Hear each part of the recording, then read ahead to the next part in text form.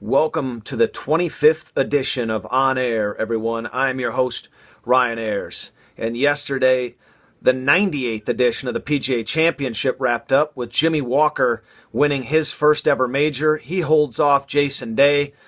Jason Day had a monster putt, and even the shot before that from the fairway that got him within 15 feet for his eagle putt was something of heroic fashion. But he was down at that point by 3 strokes, so nothing that he could do really mattered if Jimmy Walker could stay out of trouble and just par, at a minimum, the final hole. And that's what Jimmy Walker did. Even though it was not the conventional way, he was out there on the fairway with his second shot, and if you listen to the announcers, if you weren't falling asleep listening to Nick Faldo, you could hear them talking about, what are you doing? Put that 3-wood away. You need to go with an iron. And I totally agree in that situation. Even though you'll be a little bit further back in the fairway, you're going to have a better lie with lift clean in place and progress throughout the day. Instead, Jimmy Walker wanted to make it a little bit more difficult on himself. He guns it with a 3-wood. He gets it to about 30 yards away from the green, but he's in pretty thick rough. But he still was able to manage to get up and down, and even though that's only a 3-foot putt that he had at the end, you could see it in his reaction, how that's so much more different than any other 3-foot putt he's ever seen in his life. So when he knocked that putt down, they shoot back to Jason Day. I'm not a real big fan of Jason Day. I'll let that be known right now, but I don't have an understanding of why an individual's out there right up against the green like that, that's in contention potentially to win if Jimmy Walker's putt were to lip out.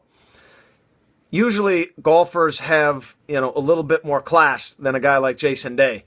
You look at Jason Day, and his immediate reaction when Jimmy Walker's putt drops in the hole is of disappointment.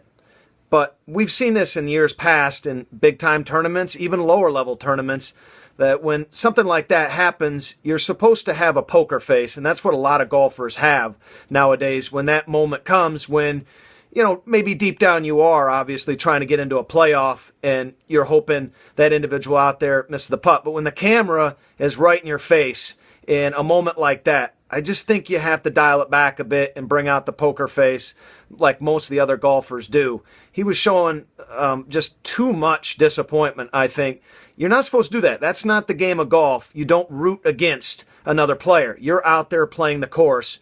Jason Day didn't play the course good enough. Jimmy Walker did. And congratulations to Jimmy Walker and winning his, like I said, first ever major championship. You always thought he would be at least a guy that could get one, a one-and-done type like Webb Simpson or Stewart Cink, and he's got his major championship now.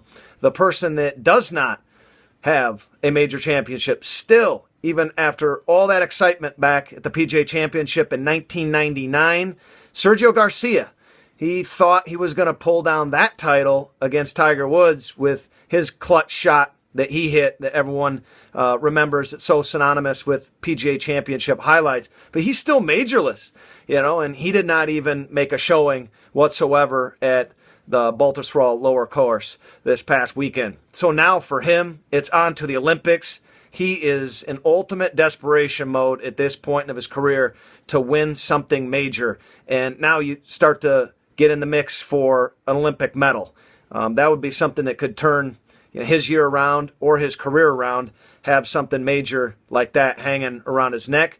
But I think it all comes back to karma. And karma's not too good of a friend when you're hocking lugs into the bottom of holes and cups that players have to come back and retrieve their ball from several minutes or several hours later, like he did several years ago with that moment when he wasn't having too much fun on the golf course and he had to hock a lug down in the hole. That's probably the karma that he's experiencing right now, that he can't get over that hump.